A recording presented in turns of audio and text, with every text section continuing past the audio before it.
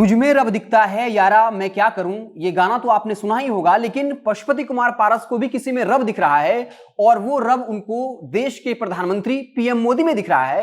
उन्होंने साफ तौर पे कह दिया कि कोरोना के वक्त में जब पूरा विश्व परेशान था, उस वक्त प्रधानमंत्री मोदी ने काफी अच्छा काम किया। उनका काम करने का तरीका काफी सरल है, वो तमाम ईश्वरीय गुण उनमें मौजूद है। मैं भगवान की तरह उनकी पूजा करता हूं।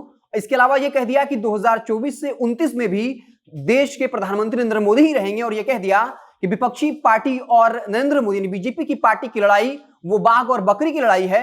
हर जगह विपक्षी पार्टियां काफी कमजोर है, चाहे वो राष्ट्रीय राजनीति की बात हो या फिर राज्य की राजनीति की बात हो। तो पशुपति कुमार पारस ने प्रधानमंत्री मोदी की तुलना भगवान से कर दी है और यह कहा कि वो पीएम मोदी की पूजा भगवान की तरह करते हैं। वो तमाम ईश्वरीय गुण प्रधानमंत्री मोदी में मौजूद हैं। तो बता दें कि पशुपति कुमार पारस हाजीपुर में एनडीए की बैठक में शामिल होने पहुंचे थे और यहीं पर उन्होंने ये सब बात कही और पीएम मोदी की तुलना भगवान से कर दी। आपको बता दें कि आज खबर यह भी आई कि सीएम नीतीश जो है वो देश के अगले राष्ट्रपति हो सकते हैं। तो शायद अब पशुपति कुमार पारस को यह लग रहा होगा कि वो सीएम नीतीश जिन्होंने उनको एनडीए में शामिल करवाया। आपको पता होगा इस वक्त पारस जी जो है वो एनडीए कोटे से मंत्री हैं और कहा जाता है कि जेडीयू ने 2 मंत्रियों की मांग की थी, जिसमें एक जो है वो पशुपति पारस को जेडीयू कोटे से मंत्री बनाया गया था। लेकिन अब शायद पारस को इस बात का डर सता रहा हो कि अगर सीएम नीतीश देश की राजनीति में चले जाएंगे तब फिर उनका क्या होगा।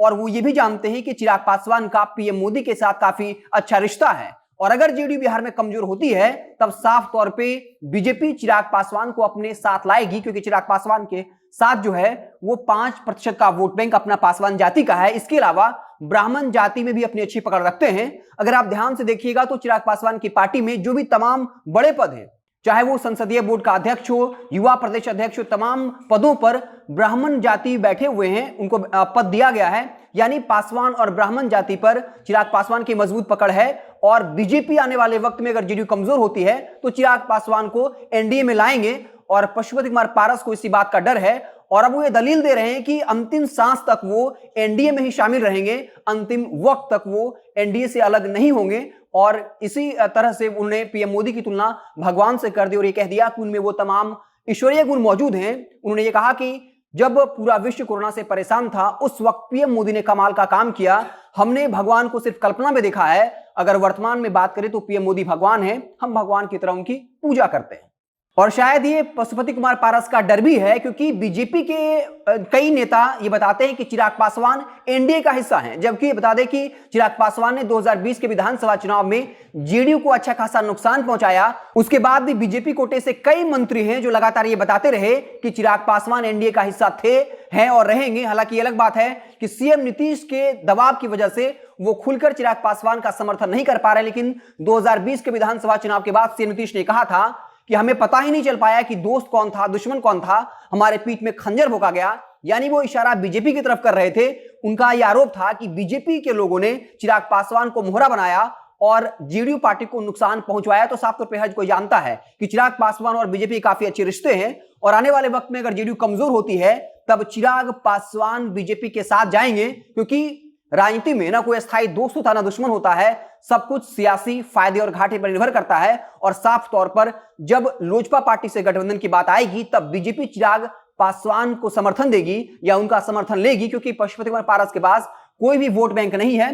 जो भी 2 उपचुनाव हुए हैं, चिराग पासवान ने खुद को साबित किया है कि उनका जो पासवान जाति का वोट बैंक है वो उनके साथ है और दोनों उपचुनाव में उन्हें राष्ट्रीय पार्टी कांग्रेस से ज्यादा वोट मिला। और बाकायदा खुद चिराग पासवान ने इस बात को लेकर ट्वीट भी किया और ये बताया कि हम जो है लगातार संघर्षों से गुजरे हैं।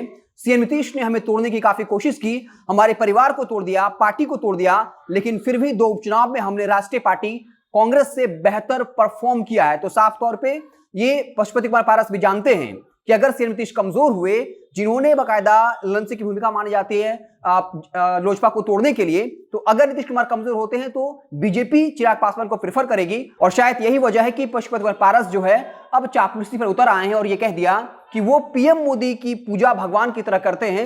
उन्होंने भगवान को सिर्फ कल्पना में देखा है, अगर वर्तमान में कोई भगवान है तो वो पीएम मोदी हैं।